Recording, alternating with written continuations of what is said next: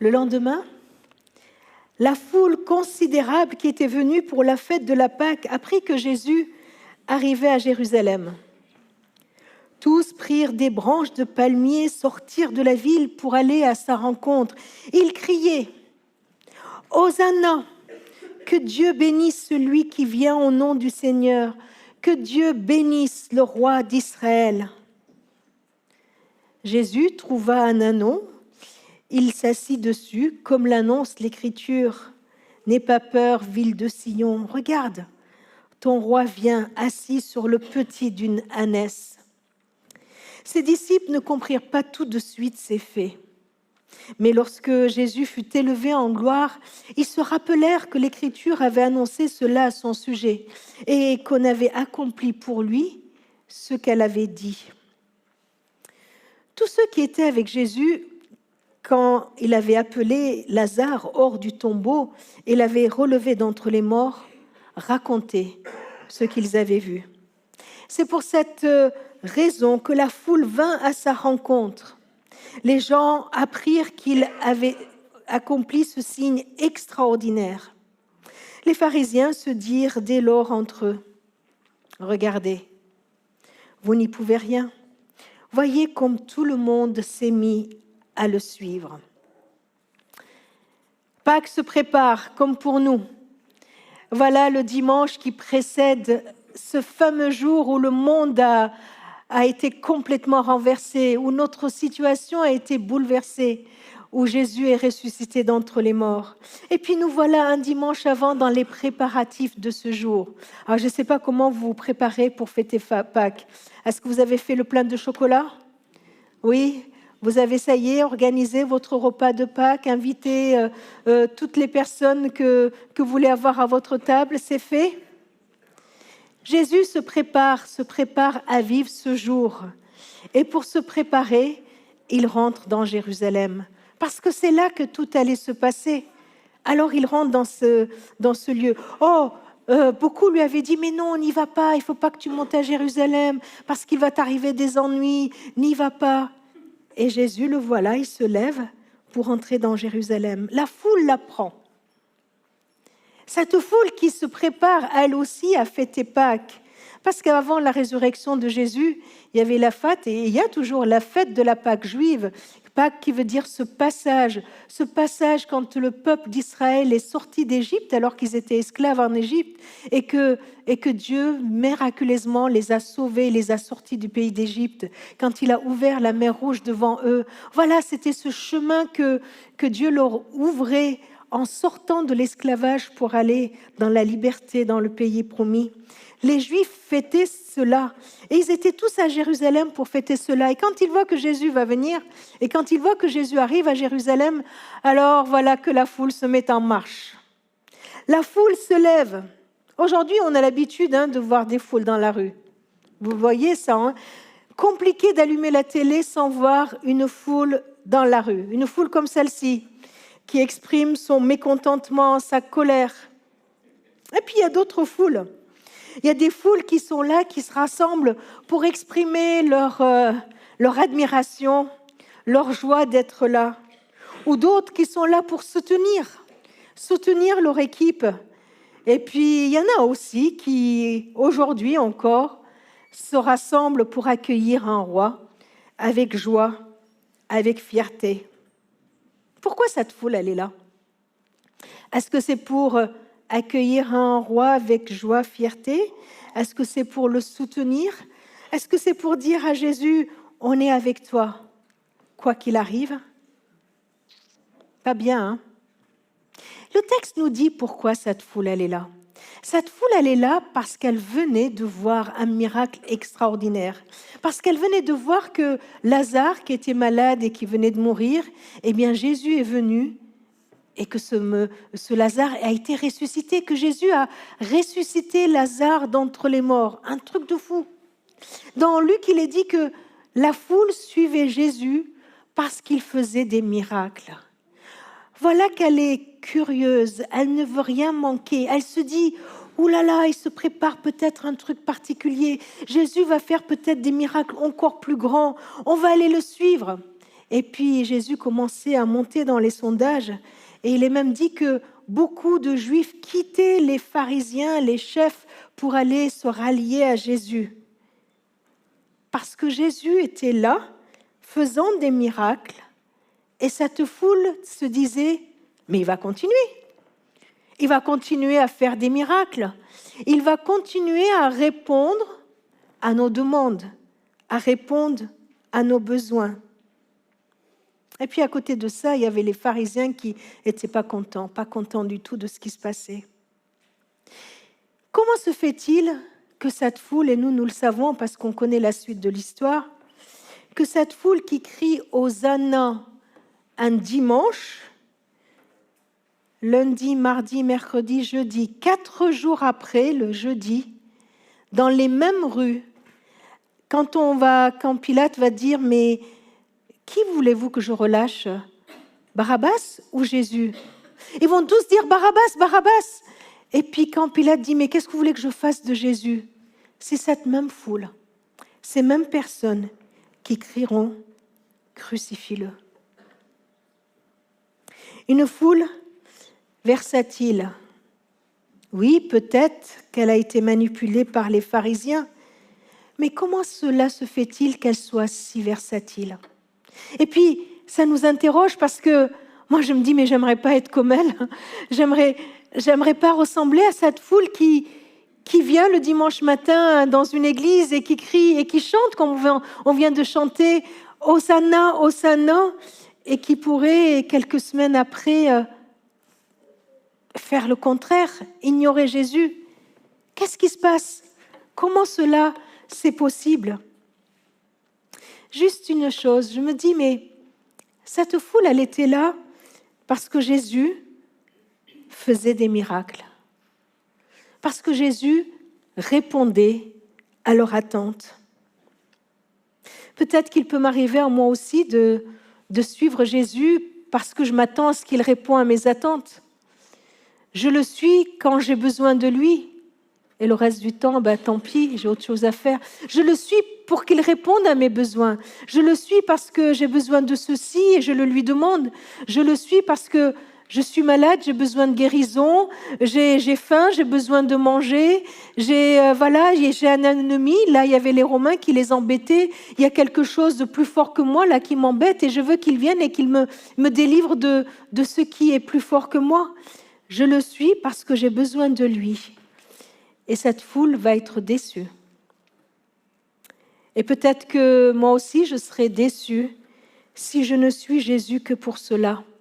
Si je le suis pour ce qu'il veut m'apporter ou ce que je veux, moi, qu'il m'apporte, et pas pour ce qu'il est.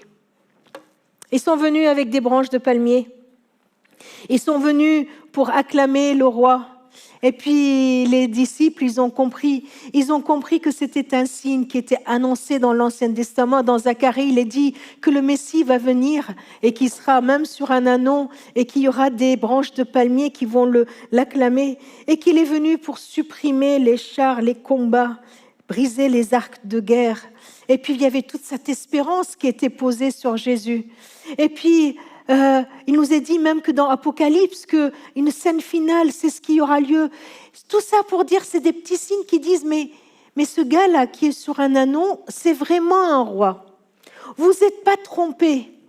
Il est vraiment le roi des rois. Mais un roi qui ne le sera pas comme nous, on s'y attend.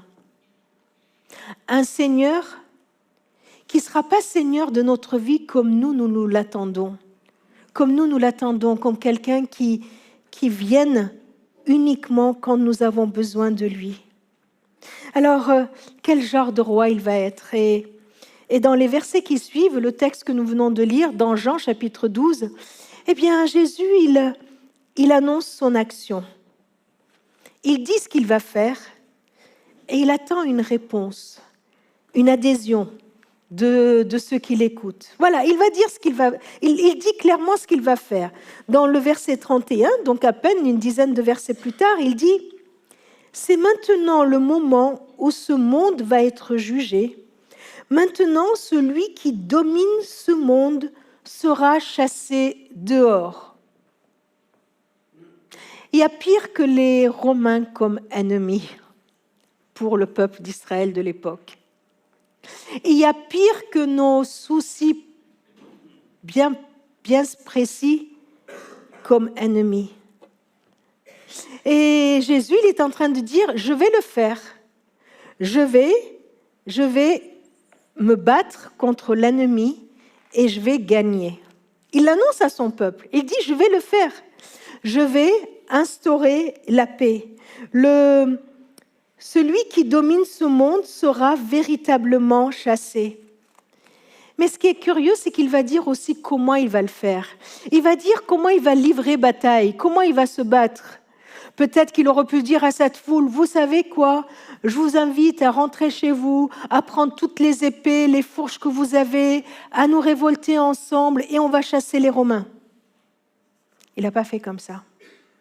Il aurait pu leur dire, vous allez me suivre, on va aller ensemble au palais de Pilate et on va lui dire, maintenant c'est fini, c'est nous qui régnons, toi tu dégages. Il n'a pas fait comme ça.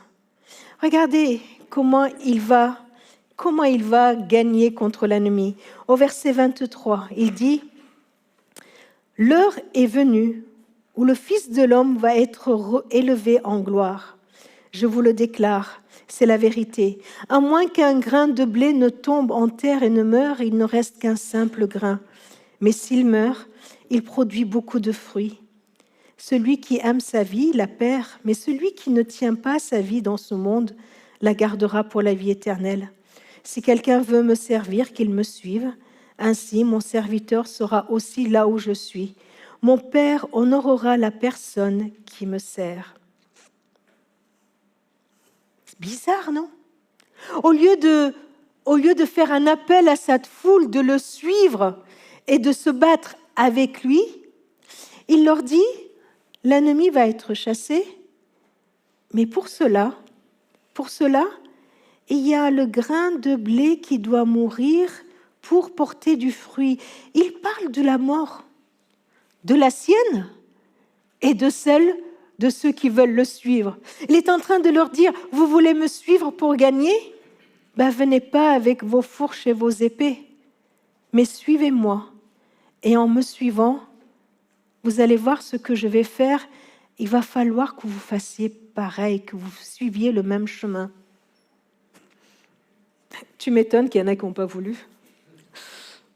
Pas étonnant, non, que dans cette foule, il y en a qui se sont dit, ouh là là, mais non. Qu'est-ce que Jésus était en train de dire ? Il était en train d'annoncer la nécessité de sa mort. Et que, au travers de sa mort, c'est la vie qui allait jaillir. Que le combat qu'il allait livrer, c'était sur la croix qu'il allait le livrer. Il n'allait pas livrer ce combat sur cette terre avec une épée et avec des fourches, que c'était un combat spirituel, parce que le diable, qui est bien plus fort que les Romains de l'époque, parce qu'il y avait un ennemi qui était là, qui s'appelle le diable, c'est contre lui qu'il allait se battre. Que c'est lui qu'il allait désarmer. Qu'est-ce que fait le diable ? Le diable, son boulot, son projet, son œuvre, c'est de nous séparer de Dieu. Il va tout faire pour séparer les êtres humains de Dieu. Il va venir et il va nous dire, mais ça ne vaut pas la peine de suivre Jésus, regarde, il ne t'a pas guéri. Tu vois, regarde, tu lui as demandé ça, il ne t'a pas répondu. Comme cette foule qui attendait des miracles. Et le diable va venir discréditer Jésus à nos oreilles au fond de nous. Une deuxième chose qu'il va faire, c'est qu'il va venir nous rappeler qui nous sommes véritablement en nous culpabilisant. Oh, mais toi, mais comment tu veux que Dieu ne t'abandonne pas ? Toi, tu l'as abandonné. Comment tu veux que Dieu t'aime ? Regarde ce que tu fais. Comment Dieu, tu veux qu'il vienne à ton secours ? Regarde-toi. Mais regarde-toi dans une glace. Et puis, il va venir nous rappeler notre passé, peut-être. Nous rappeler notre péché. Nous rappeler tout ce qui ne va pas dans notre vie. C'est sa technique. C'est comme ça qu'il fait pour nous éloigner du Père. Alors Jésus l'a dit, je vais livrer un combat contre Satan. Et regardez ce qu'il a fait. Colossiens chapitre 2, verset 14. Voilà ce qu'il a fait à la croix. Voilà comment, en mourant sur la croix, il a remporté la victoire. Il a annulé l'acte qui établissait nos manquements à l'égard des commandements. Oui, il l'a effacé en le clouant sur une croix. En gros, il est en train de dire, ici tu as la liste de tout ce qui ne va pas dans ta vie, tu as la liste de tout ce que Satan n'arrête pas de te reprocher, eh bien, ça a été cloué sur la croix. Il l'a annulé. Il a annulé. Tout ce qui vient m'accuser, c'est annulé. C'est fini. Il n'y a plus d'acte d'accusation.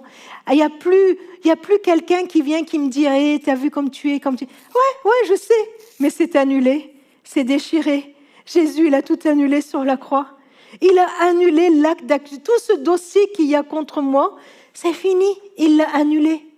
Et il continue en disant, il a désarmé, là sur la croix, il a désarmé toute autorité, tout pouvoir, les donnant publiquement en spectacle, quand il les a traînés dans son cortège triomphal après sa victoire à la croix. À la croix, Jésus a désarmé Satan. Il est fichu, il est écrabouillé. Ça y est, il lui a écrasé la tête. Jésus, c'est ce qu'il est en train de dire à la foule. Il est en train de leur dire, il y a l'ennemi de ce monde qui va être désarmé. Il va être expulsé. Et c'est ce que je vais faire. Tu n'as plus à vivre dans la culpabilité. Il a effacé notre péché. Nous n'avons plus à vivre terrassés par quelqu'un de plus fort que nous. Il est notre avocat, il est notre sauveur, il est notre Seigneur. C'est lui qui a remporté la victoire à notre place. Il l'a fait. Alors oui, il est le roi des rois. Il est un roi qui n'est pas comme les autres, parce que c'est un roi qui vient non pas pour demander à ce que ses sujets lui rapportent des trésors, mais il vient, lui, pour donner tous les trésors qu'il a. C'est l'amour qu'il a pour chacun de nous. Un roi qui vient pour donner son amour au point de donner sa vie pour nous. Un roi qui vient avec puissance. Avec puissance, sa puissance vient nous délivrer de tous nos péchés, vient nous délivrer de l'ennemi qui nous accuse et nous accorde le pardon. C'est ça, sa puissance. Il nous donne sa richesse, son amour. Il nous accorde sa puissance, son pardon. Alors, il regarde cette foule et avec cette histoire de grain de blé qui doit mourir, il leur dit, vous voyez, c'est ça le chemin que je vais parcourir pour être reconnu comme roi des rois, pour vous prouver que je suis le roi des rois. Et il dit, est-ce que vous me suivez? Et un peu ce matin, c'est la question qu'il nous pose au travers de ce texte. Est-ce que vous me suivez? Il ne s'agit pas uniquement de crier dans une foule, en brandissant une branche de palmier, mais de suivre son exemple. De suivre son exemple dans ce qu'il est en train de faire. Alors, Paul nous décrit cela. Vous savez, normalement, quelqu'un qui devient roi, eh bien, il est élevé à un rang supérieur. Il était jusqu'à maintenant un simple sujet, et puis d'un coup, il devient roi. On le voit en Angleterre. Voilà, Charles, d'un coup, il est devenu le roi Charles. Il a été élevé en dignité. Mais ce n'était pas du tout ce chemin qu'a poursuivi Jésus. Paul nous décrit un chemin inverse. Il nous dit que Jésus, le roi des rois, il est déjà au top. Il est le Dieu Tout-Puissant. Il est avec le Père, le Dieu Tout-Puissant. Regardez ce chemin qu'il a fait. Philippiens 2. Pourquoi ce chemin nous est décrit? Pour nous montrer celui que nous avons, nous aussi, à prendre. Jésus possédait depuis toujours la condition divine. Il n'avait pas besoin d'être élevé puisqu'il était déjà au plus haut. Dieu souverain, Dieu tout-puissant, Dieu créateur, le maître de l'univers. Il n'a pas voulu demeurer à l'égal de Dieu. Il a décidé de lui-même de renoncer à tout ce qu'il avait. Il a décidé de prendre la condition de serviteur. Il est devenu un être humain parmi les êtres humains. Vous vous rendez compte? Pour que Dieu puisse venir à notre niveau, combien il a dû accepter de s'abaisser? Combien il a dû accepter de s'abaisser pour venir et nous mettre à notre niveau? Et vous savez pourquoi il est venu se mettre à notre niveau? Pour qu'il puisse nous regarder face à face, pour qu'il puisse nous regarder dans les yeux, pour que nous puissions le regarder et recevoir tout l'amour qu'il y a en lui. Non pas un Dieu qui est de là-haut, qui nous écrase, mais un Dieu qui se fait tout proche de nous. Un Dieu qui vient auprès de nous, à côté de nous, qui se fait notre égal et qui peut nous dire combien il nous comprend, combien il nous connaît, parce qu'il vient juste à côté de nous. Alors oui, il est devenu un être humain parmi les êtres humains. Il a été reconnu comme un homme, mais bien plus que cela. Il s'est humilié encore plus. Il a accepté d'être humilié. Il s'est montré obéissant jusqu'à la mort, et même la mort sur une croix. Voilà le chemin que Christ a parcouru. Du Dieu souverain, il est venu comme nous, et puis il est allé même plus loin, en devenant un serviteur, un esclave, un condamné à mort. Et il est mort sur la croix. Un chemin d'humilité, un chemin qui nous indique à suivre. La suite nous dit, c'est pourquoi Dieu l'a élevé à la plus haute place et lui a donné le nom supérieur à tout autre nom. Il a voulu qu'au nom de Jésus, tous les êtres, nous compris, dans les cieux, sur la terre et sous la terre, se mettent à genoux et que tous reconnaissent plus publiquement le Seigneur, c'est Jésus-Christ, pour la gloire de Dieu le Père. Voilà la scène triomphale, voilà ce que nous allons vivre dans le ciel, voilà ce qui est vécu spirituellement dans le ciel. Tous les êtres dans les cieux, sur la terre et sous la terre, se mettant à genoux pour reconnaître qui est Jésus. Voilà le chemin que Jésus nous propose. Ce chemin qu'il nous propose pour aller à la suite, de sortir de cette foule qui ne veut de Jésus que quelqu'un qui vienne régler leurs problèmes, pour nous mettre à genoux devant lui. Se mettre à genoux devant Jésus, c'est lui consacrer ce que nous sommes.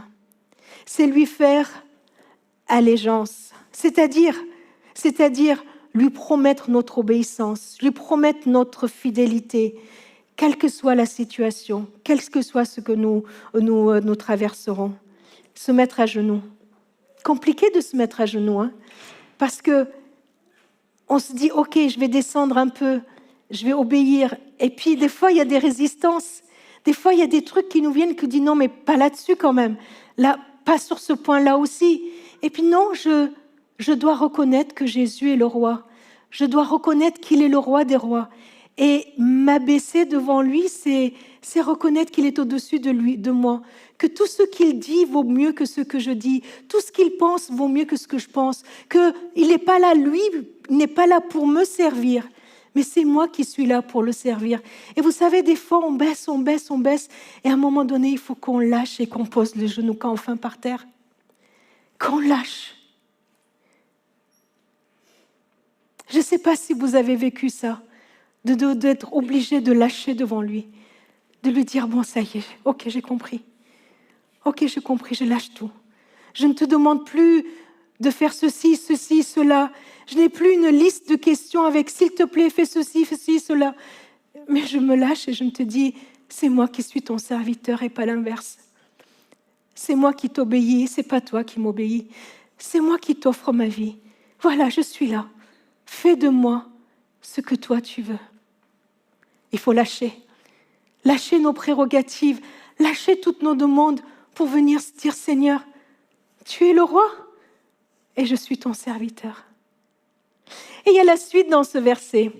La suite dit que tout genou fléchira devant lui et toute langue dira quoi? Toute langue confessera que Jésus est Seigneur. Alors, à genoux devant lui, mais ma langue, mon cœur, tout mon être ne va pas être dans l'abattement, mais dans la victoire, en criant, en publiant, Jésus est Seigneur. Jésus est Seigneur pour la gloire de Dieu le Père. Il est le plus fort, il est le roi des rois, il est souverain, il peut tout, il sait tout, et toute chose est sous son autorité. Voilà la position du disciple. Voilà comment nous pouvons nous préparer intérieurement à vivre Pâques, l'accueillir en fléchissant nos genoux devant lui et en confessant de tout notre être qu'il est le roi. Alors, vous savez, si Jésus est le maître de ma vie, de qui et de quoi je vais avoir peur? Si Jésus est tout-puissant, qu'est-ce qui pourrait m'arriver? Qui m'en anéantirait? Il est le tout-puissant. Tout est entre ses mains. Tout, il contrôle tout et je lui ai confié ma vie. Je lui ai demandé de contrôler ma vie. Alors je peux vivre chaque jour dans la paix, dans la confiance que mon maître, celui qui m'aime, ne m'abandonnera jamais.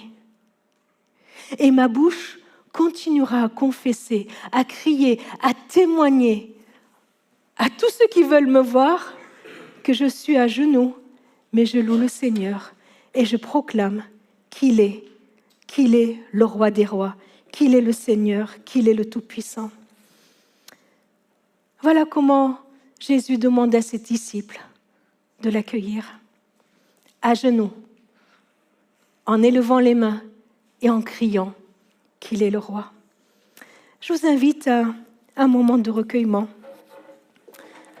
un moment où nous pouvons sortir de la foule pour répondre à Jésus et nous mettre devant lui. Seigneur, tu connais chacun de nous, tu connais chaque personne qui est dans cette salle, tu connais chaque personne qui suit ce culte en vidéo, que ce soit aujourd'hui, que ce soit dans les jours qui viennent.